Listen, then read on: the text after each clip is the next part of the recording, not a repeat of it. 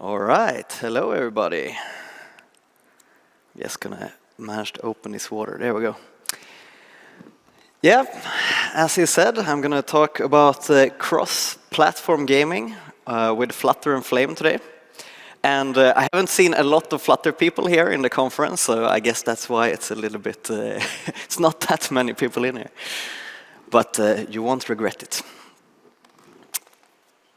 All right, let's start with who I am. So my name is Lukas, and or Spidon online. If you're hanging out in Flutter circles, you've probably seen me. And I'm part of the Flame engine core team, which is what I'm going to talk about today.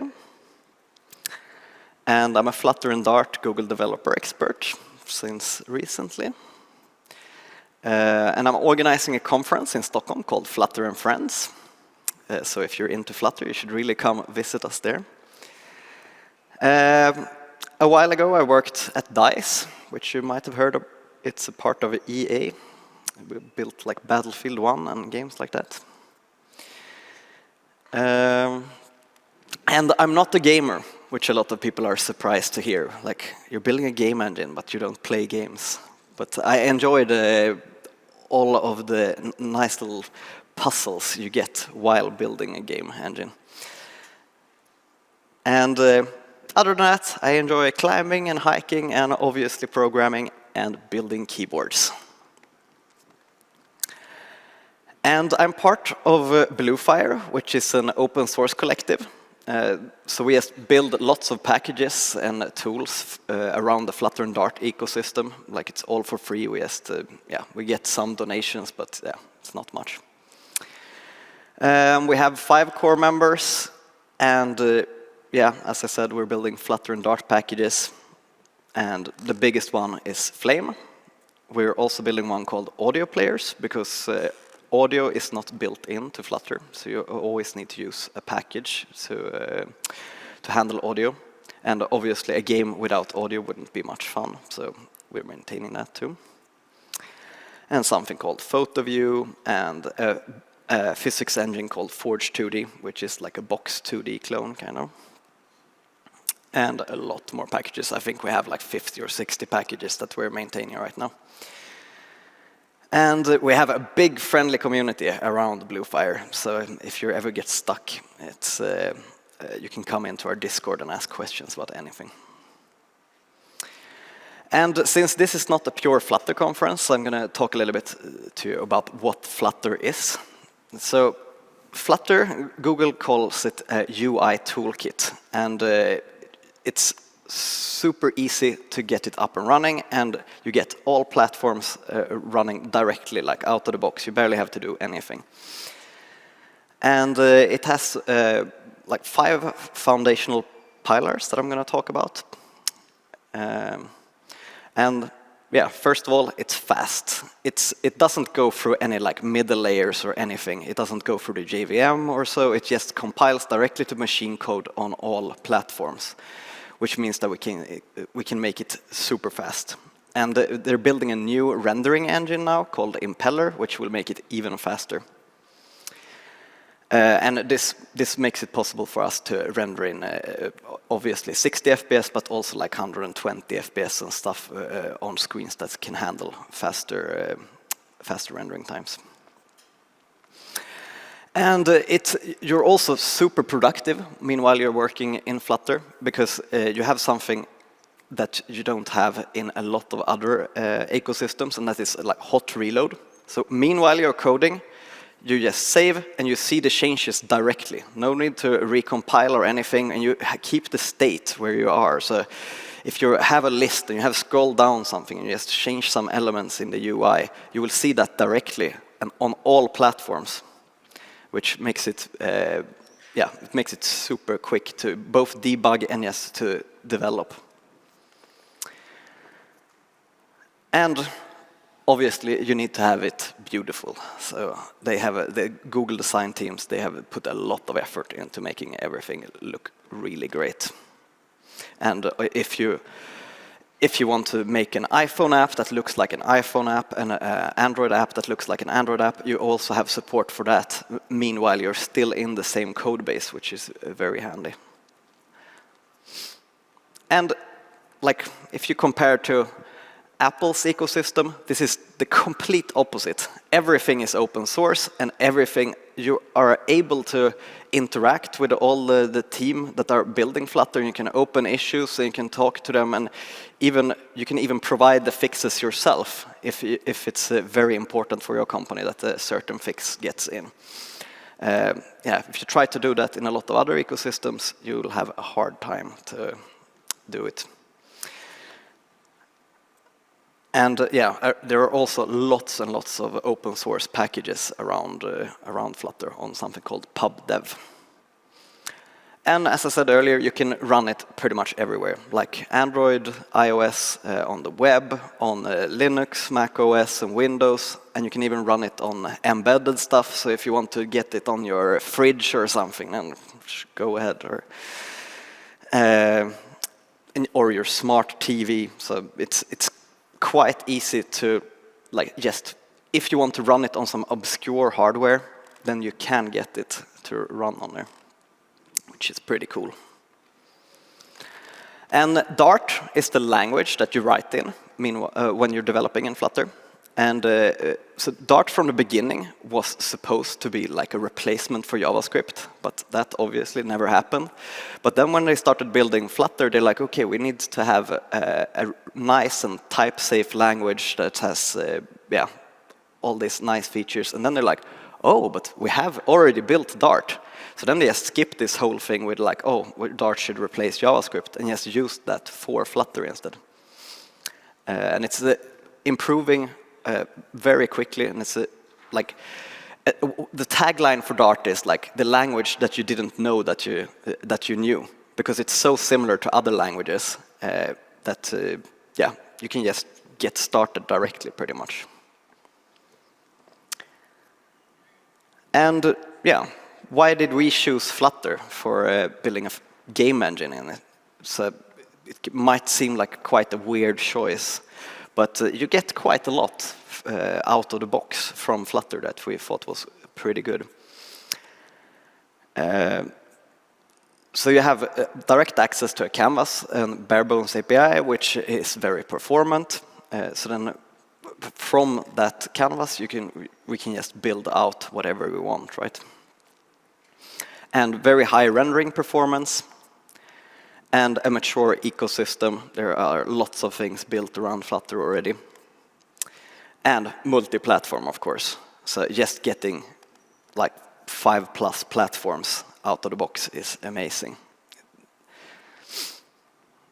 So what is Flame?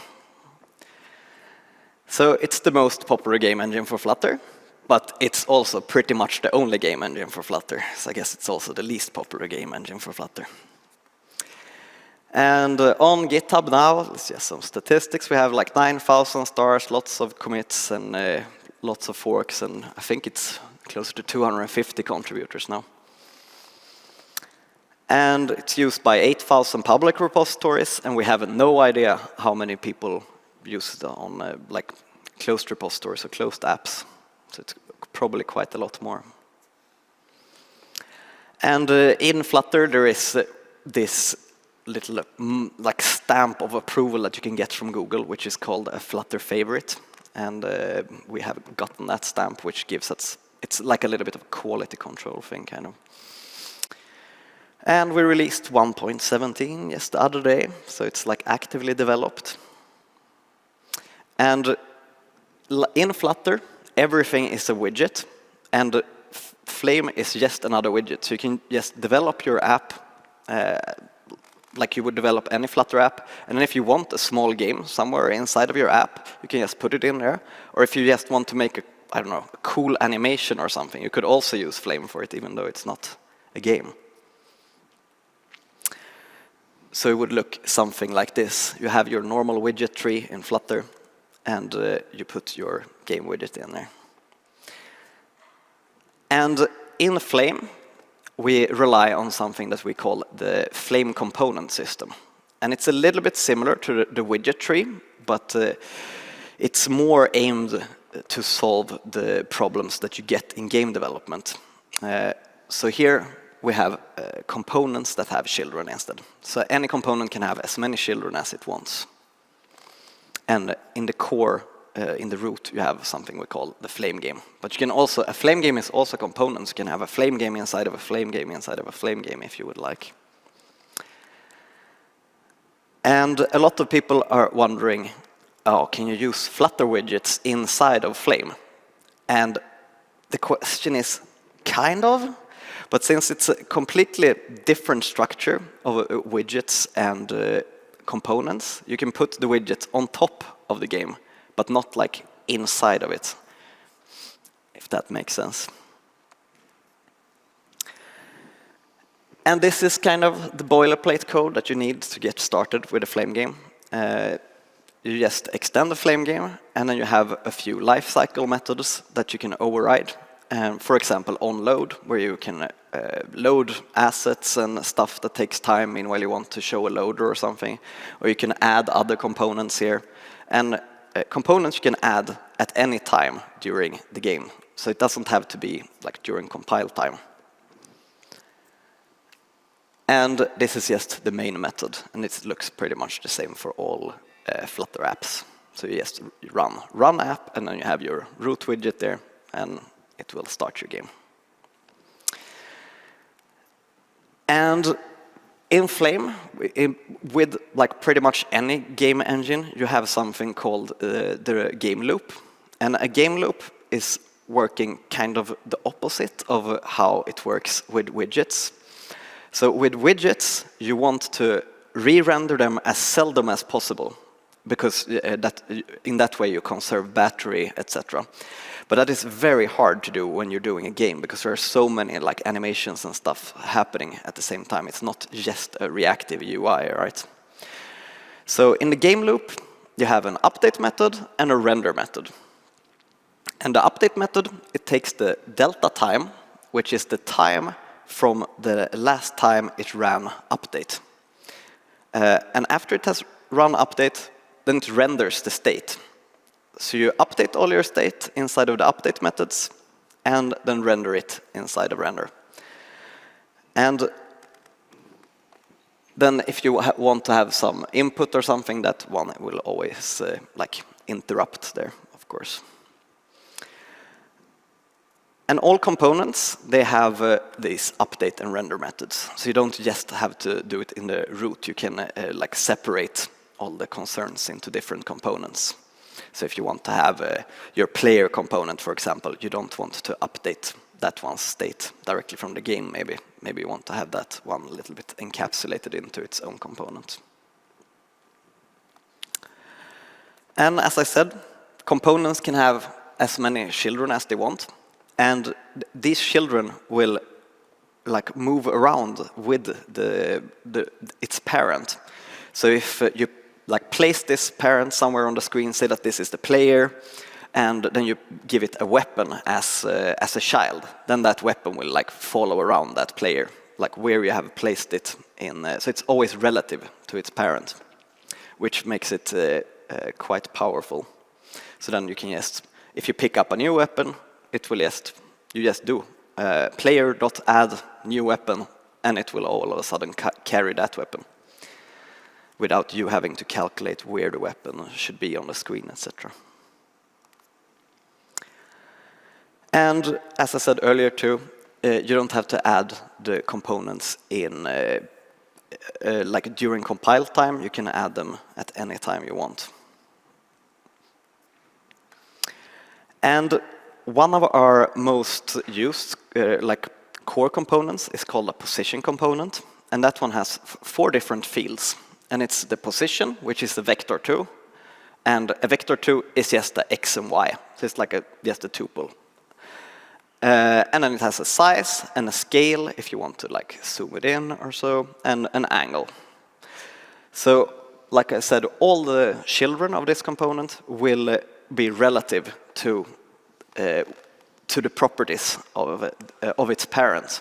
So if it's angled, for example, the children will also be angled.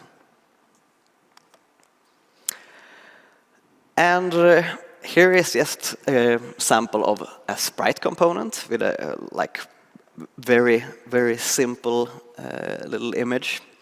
And a sprite component you want to use if, I don't know, if you have a rock in your game, something that is not moving or anything, just an image, basically. Yeah, if you haven't done game dev before, sprite is basically just a name for image. And then you might want to use sprite sheets. And sprite sheets, they're basically just animations, or they can be like really big things that say how an animation should look like. So here, for example, if you run this quickly, it will look like an animation. So with that, we have the sprite animation component. And then there are lots of different components that can, we have the sprite animation group component, and that one you can set like, okay, if it's in this state, then it should show this animation, and yeah, back and forth. So there are lots of helpers like that.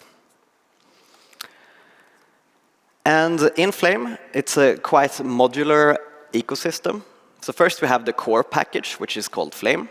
And then around Flame, we have, I think there are probably around 50 different what we call bridge packages that implement other things. So if you want to use a physics engine, for example, you can just add FlameForge 2D to it. Or if you want to use Rive, which is like an animation engine, you can import Flame Rive. So Rive, I don't know if you've seen, like, for example, the Duolingo animations, they're made with Rive. Or if you want to have like a game that is built on tiles, then there is an editor called Tiled, and you can just add Flame Tiled and import your tile projects like that. And you probably want to have audio, so then you add the Flame audio project there. And we have a lot of other features too, like a camera and a viewport and a viewfinder, so you can easily like move around the camera, or if you want to build like an old school, I don't know, like Nintendo 64 game where you have a split screen, then you can have two cameras looking at the same world but from different perspectives, or cool things like that. We have built-in collision detection, and something that we call effects, which really is like an animation type, but you can use it for pretty much anything. So you can say, update this component during this time, and it should maybe go from here to here with an exponential curve, so that it goes slowly in the beginning and fast in the end. And then you can chain those effects and make really powerful animations. And obviously we have gesture and input handling, so you can notice what is tapped and dragged and zoomed on in your game. And then there is an optimization method called sprite batching, which we also support, but I'm not going to talk much about that today. And the physics engine that I mentioned earlier, which is a port of Box 2D called Forge 2D to Dart. And that one you can use standalone too. If you don't want to even use Flutter, you can do physics animations just directly in Dart. And when you get stuck and have no idea what's happening, we have a built-in debug mode, which puts like rectangles and information on the screen about your components. And we have recently built something called Flutter DevTools extension. So in Flutter, there is something called DevTools that you get up in your browser where you can inspect lots of things. And now there is a tab in there called Flame where you can see lots of specifics for your game, which is also great for debugging. So now you might wonder, how do you get started with Flame? Well, we have a website called flameengine.org. And when you get stuck, or if you just want some inspiration, don't be afraid to ask for help. I think that QR code goes to our Discord. And we have a super great community there. I think there are like 6,000 or 7,000 people on that Discord, and yeah, always super friendly. And we have a Stack Overflow tag with Flame, which your question will be answered within a day or so. And you can always open a GitHub issue if you're facing some what you think is a bug, or if you have like an enhancement proposal or so. And we have an examples directory, which is examples.flameengine.org. And there we have an example of all features that exist in Flame. So if you don't know how to do something, you can go in there and both see how it looks when you're using certain features, and they also have code for all of the features, which is very handy. I even use that myself a lot when I forget how I have implemented something. And like I said, we have a big Discord. And now let's see if this works, because videos in slides, they are usually quite tricky. So here should be some examples. That is very loud. I wonder if we can take that down a bit. Okay, this didn't have any sounds. That's good. So it's mostly, yes, these 2D games, as you can see. And you can also do like fake 3D, like this one. It's using a technique called sprite stacking to get this like old school looking kind of a racing game. And let's see what this one. And you can also use shaders in Flutter now. So you can see this water and yeah, other reflections and stuff work in there. And that's a quite new feature to be exposed in Flutter. So we're getting lots of these more powerful tools like shaders and 3D support and stuff inside of Flutter.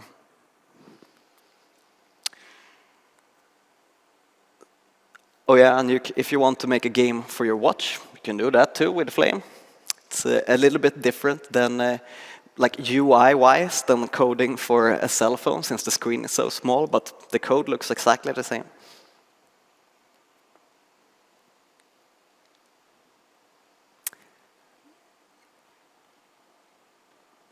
Oh yeah, and here is some, oh yeah, I don't know if I can, like, can we skip to the like middle of this video, if there's anyone in the back? Yeah, maybe not. So here's just some, what is it called again, that genre? You just go around and shoot lots and lots of zombies and stuff. It's pretty cool. You can check that out on the stores. Oh yeah, now it's running. Yeah, that's a super long video, so we're not going to watch all of that. And as I said, we're getting some more 3D support, but that is not in Flutter stable yet, but it's coming. So soon we'll be able to make a full 3D engine and not just this fake 3D as we have used so far. And as I said earlier, if you're interested in Flutter, you should really come to Flutter and Friends in Stockholm.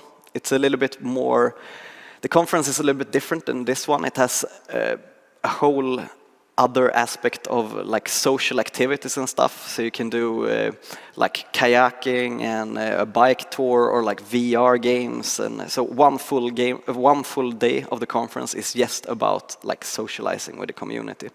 So you get to know a lot of people in the community like that. So that's flutterfriends.dev is where you can find tickets. And if you want a discount code, you can come and grab me later. Yeah, that's all. Do you have any questions?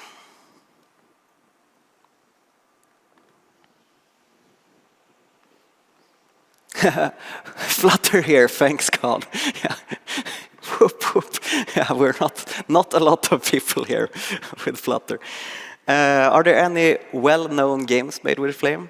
I think the most well-known ones are so Google I/O. Each year they make a game for the conference, and those ones are usually made with Flame. And other than that, we have. I'm here just to help with the questions. Yeah, to make it go easier. ahead. Thank you so much for your speech. Okay, I will be the reader. You will be the answerer. Sounds good. Sounds good. Where to get a tee you're wearing?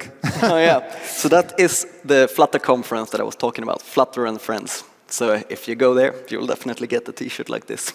So that's the other conference for developers. Okay, next question.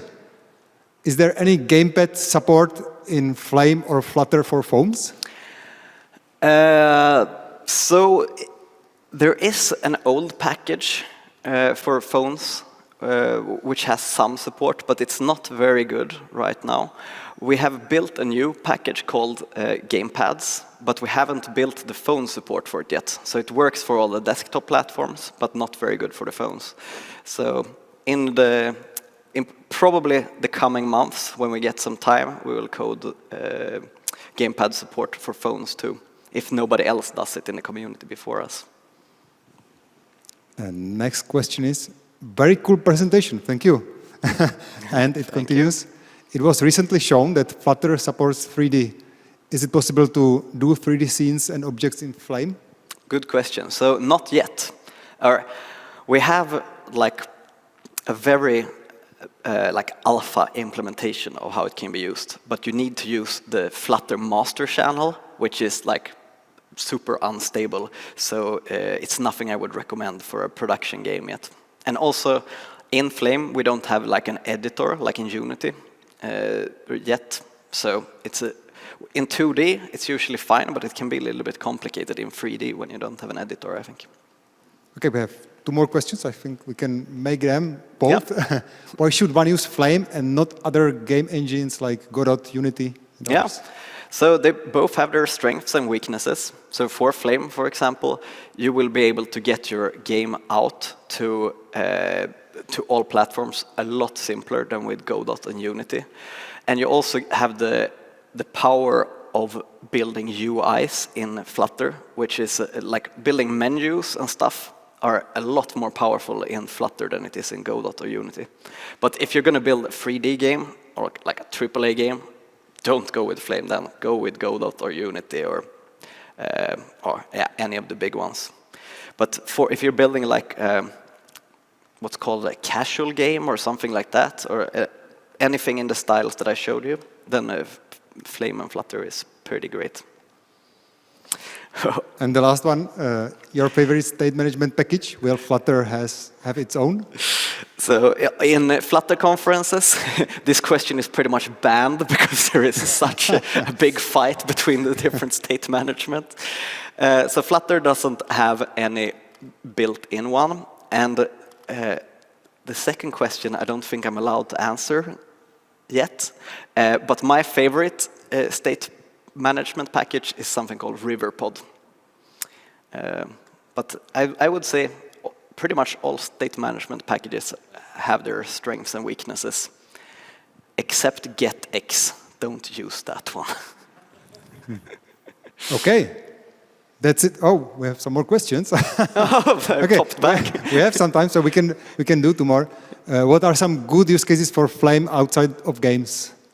Yeah, so that would be like animations, because you could look at it as an animation engine, pretty much. And it has a lot, it can do more powerful animations than you could do in pure Flutter, or in less code at least.